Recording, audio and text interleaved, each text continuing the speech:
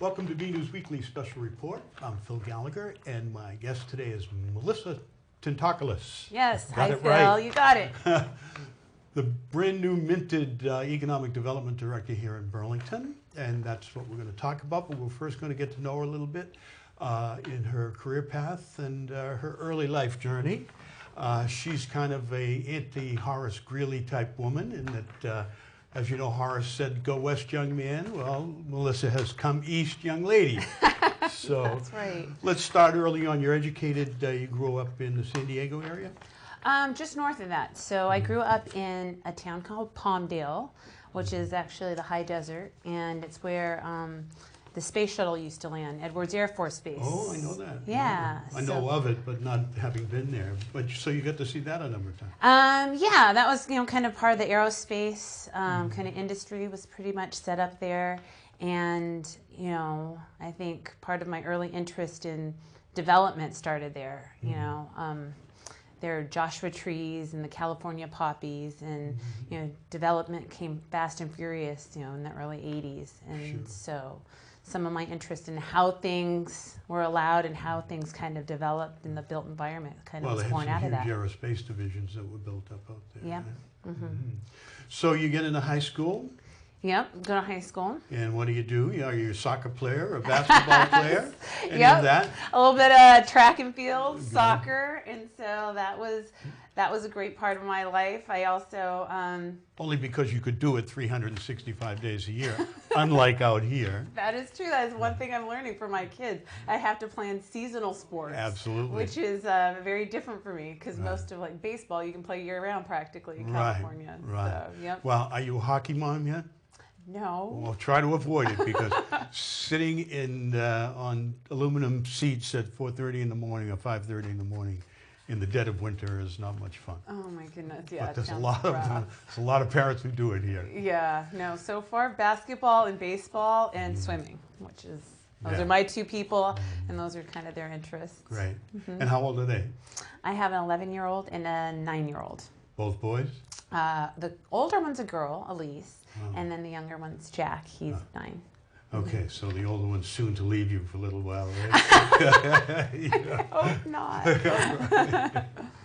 Okay, so you get out of high school and you decide to matriculate collegiately at USF. That's right. University of San Francisco. Yes. Okay. And what was your undergraduate degree in? It was business administration, so focused on business and communications. But yeah, I moved from kind of this high desert, more rural community, and went to this cosmopolitan city in this Jesuit school, and it was quite eye-opening in many ways, just in terms of the San Francisco Dons. Yeah, that's right. Sure, a lot of people know Bill Russell, basketball, absolutely. Right? 2 consecutive undefeated seasons, 2 right? NCAA championships. Claim to fame, USF and Dons. Yeah. And by the way, we're on the subject. He then went on and won a Olympic medal and then won the NBA championship all in the same year. Was it all in the same year? All the same year. My friend's father used to talk about him a lot. Yeah, legend out here, absolutely. Okay, sorry to interrupt on that sidebar. No. And so after that, my period in college, after the 4 years, I was kind of looking to give back. I think that's always been just part of my interest in public service. And I ended up going to the Peace Corps.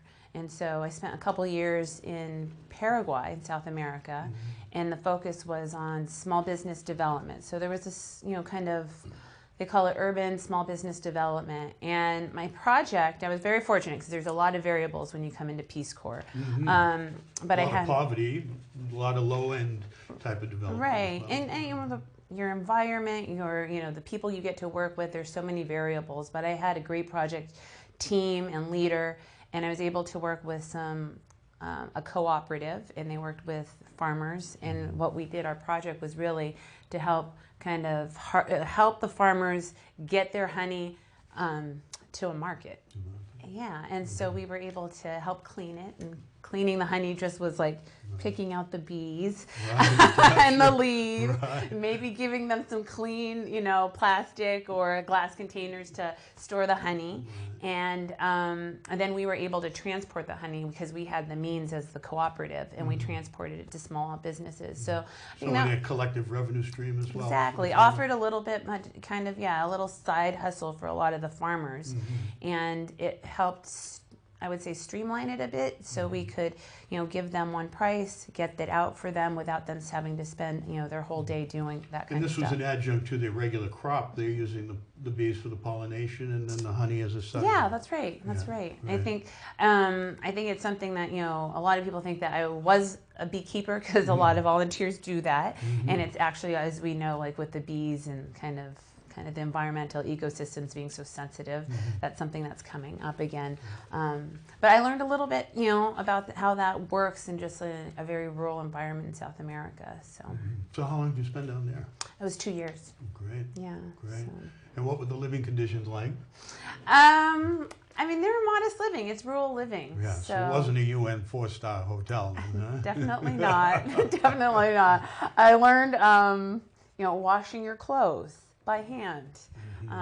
Very humbling experience. Well, you got two choices. You can wash them or you can wear them dirty. Right? Pretty easy decision. Right. I mean, there's a lot of those little things you take for granted. So, coming back to the United States, Before you leave that subject, which always interests me, Yeah. is what are you exposed to down there? I mean, you talk about water. I mean, did you have to be careful about what you washed your food in, what you drank, etc.? I mean, were there those type of issues that had to be in addressed? terms of, I mean, personal health, public health, you do have to be careful, but I mean, the reality is you get sick. You get just sick until I think, in most cases, you build an internal kind of immunity to kind of an intolerance to, especially drinking water, those kind of things. But Giardia, that kind of sickness, it was common, and it happened. Oh. Did you see any exotic animals while you were down there? Oh, yeah. Did you? Yeah. Oh, I can't think of some good ones. But like a tarantula in my sink, that was always a good good Lord. story. Oh, my God. Thank God he wasn't on the floor, too, because I'd have been bitten. Right? Of all things, a tarantula. Yeah, Or- that one was the most memorable, just because, I mean, it was a white sink, and there was a huge tarantula, and I was like, what? Oh, my God. Yeah. Well, you were a high desert girl, so you'd seen some Yeah, of these right? things, It should have been okay for me. Gee. So you come back from there, and now you decide you're going to go to grad school? Right. Okay. Right, so. And you begin your trek, east? Yeah, east, Okay, right? and you become a Wolverine. That's right. How did you end up choosing Michigan? Michigan is great because I was coming back to the U.S. I was in California, and I'm just looking for an opportunity because, again, this is probably just based on observations of how the built environment changes, high desert to San Francisco. Now you're in South America, a rural infrastructure, or lack thereof infrastructure. What are the policies? What are the, fiscal, pieces of that make it happen or not, right? So coming back, I explored potential international development. That was one thing I was looking at. But coming back to the U.S., I felt like I wanted to stay in the U.S. I was really appreciative of kind of the many things the U.S. had to offer. I mean, I think that time in Peace Corps allowed for a lot of personal development, but also a kind of a growing appreciation for what the U.S. has to offer for people. So you're already establishing a broad demographic, geographic, and topographic resume in terms of your development exposure. Yeah, I think so at that time. And so going to grad school kind of turned on to urban planning through a couple odd jobs that I had, and ended up very curious about this concept of, just zoning and land use policies and how those can change. I think, I had maybe just before I went to grad school, I visited a friend in Massachusetts who had some, it was like a vacation place in Martha's Vineyard, but, the roads were not paved. They were like some things as choices, but specific choices communities had to preserve their, sensitive resource areas, preserve special neighborhood characteristics, and those were all invisible policies, right? So that kind of really drew me into exploring what a grad degree would be in urban planning. And Michigan was great because they offered me an opportunity for some funding, and then I was able to qualify for, it was a HUD fellowship at the time, Housing and Urban Development Fellowship, and so that kind of really helped me make a decision, my own financial As it piece turns of out, it. they could have used you and kept you there when you think about what's happened to Detroit, what's happened to Flint, of all places. Right. These places that used to be really the development capital of the United States in terms of manufacturing capability, the giant GM plants, et cetera. Right, Phil. I mean, I think that's what's so fascinating. To also then, again, if you're just juxtaposing kind of the California West, and then you move and you're studying kind of urban history and urban development through the Rust Belt, right? Sure. And so you have a Rust Belt bias of,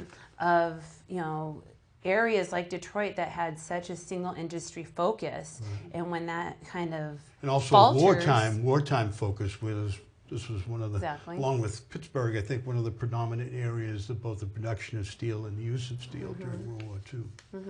Yeah, Detroit was, over, I did an internship in Detroit. I mean, Detroit had over 2 million people, and today I think they're maybe under like 870,000 people. To lose 1 million and over 1 million people of Whole your blocks community. of communities being knocked down, I guess, there that went into foreclosure, et cetera. So that's an interesting reason why you went there, and here I am thinking because Tom Brady was in Michigan, but I guess that's not the case. Yeah, darn it, I didn't get to see him just before me. But yeah, no, we follow the Patriots, Tom, because of you. That's right. So you must have seen some Michigan State, Ohio State. Oh, you get fully indoctrinated. You do. I went to a small Jesuit school, and then to go to a Big Ten, school like that. Well, they can pack in 100,000 there, right? Yes, it is one of the largest football stadiums, and so Burlington has 27,000, more or less. 25, yeah, four, kind of something in the like zone. that. Yeah. And so to imagine one football stadium holding 4 Burlingtons. Yeah, right. Amazing, amazing. Everybody chanting, everybody wearing the big blue M, et cetera. Must have been crazy. Yeah, it's crazy. So now your first gig coming back out of Michigan, you're now in the municipal government. You go back to San Diego. Is that, or you got an interim period? There's some before? interim period, but the most significant municipal role, really, like we talked about a little bit, was working for the city of San Diego. So. And that's in the Parks Department first, or? It was actually, no, it was planning and redevelopment. So at the time, California had a program called redevelopment. It was kind of, you'd get a designation, and what they would do is if you had a district, a redevelopment district, you could take the increment over time, the money that was generated off a certain amount of taxes, and keep it in the district and reinvest it and leverage it for projects. And so they needed planners. Kind of a Community Preservation Act type of thing in California? But more neighborhood district-wise, Okay. versus the whole city. Right. So you would really target the area where you would want to reinvest or have leverage for more projects. And were the projects commercial or industrial or housing? A little bit of both, or all three, I should say. Depending on what the need was. So now you're finishing there, and you land a pretty sweet gig out west here. That must be where Mr. comes into play, right? Yes. So I had met my husband at the University of Michigan. So. And is he a native boy? Is he? Concord, Massachusetts. Oh, okay. Yeah. And we met in Ann Arbor, and I think that's why we were so fond of Ann Arbor and Michigan. But we always say it holds a special place in our heart. But he was coming back to finish his degree. He had some applied work to do out here in Concord, and so he came back. I said I'd look for a job. I poked around and I saw one job that seemed interesting, and it was the city of Somerville was looking for a planner / economic development planner to help with some of their land use planning as they plan for the Green Line. And if you're a planner, doing transit-oriented development around public transit and trying to, think about smart growth, think about where you would want to have density that puts less pressure on your kind of sensitive resources further out. This was an ideal kind of job. It was really exciting. So when I got that job, I said, "Hey, Guff." What's his name? Guff? Hey, Guff. Hey, Guff. I got this job. Should we do this? You can finish your degree. I can do this job. And we came out and we just, tackled it. Okay, so the gig turns even sweeter, okay, because suddenly, maybe because of your arrival, Somerville suddenly becomes the hottest spot in the region, right? and you land the Assembly Square gig. Yeah. Tell us about that. Yeah. That must have been quite exciting. Yeah, I think, Joe Curtatone has been, in my opinion and from my experience, has been a great leader around smart growth and some of the social justice issues for the city. And one thing that when I came on, we were not only planning for the Green Line extension in certain nodes, we really worked to change the zoning, but Assembly Square was going through its own transition. It had a different property owner at the time. I know I can name 10 community leaders who could really synthesize this project for you for over the last 30 years. But it was an assemblage package, wasn't it? It's not an Assembly Square by the name of how it was assembled, but it was an assemblage package of different parcels, right? It was. Actually, Phil, you'd probably appreciate this because the original strip mall there was an old Ford assembly plant. Right. So that's right where that name came from. And when one of the key property owners, IKEA, was planning to go as a big box in one section, but then the other section was had different big boxes. And finally, when a new developer, Federal Realty, came into town, started Big REIT, right? Big REIT, right. Very right. So, which is a real estate equity investment yes, trust. thank you. Sure. So they came in with some plans, and really, that's kind of when I really saw how, a community, a municipality, led with some, kind of a coalition of strong leadership and community members, could be at the table, help shaping the development, and not sitting back and saying, well, okay, what are the big boxes, maybe move them here or there. Right. But no, we want some public open space, we want mitigation for some of the traffic, and some of the elements that some of the community goals should be kind of integrated into this large project. But it was also in 2008 where, at one point we saw... Thought everybody was going out of business. I think... I was in a bank across the river. Really? So, yeah. Oh, right. Yeah. So, by the skin of their teeth, I think, that REIT actually had assembly potentially on their chopping block. And... Well, we had a similar situation here with Northwest Park. We had done an assembly deal with Plain Development District from the cinemas all the way down to Route 62. And just as Nordblum was getting that underway, the bottom fell out, essentially out of Fannie Mae and Freddie Mac, Yep. which naturally was the domino that started the whole thing. Wow, fascinating. On Yeah, a side, a lot of parallels, yeah, right? Absolutely. Right. Absolutely. So yeah, I can see that.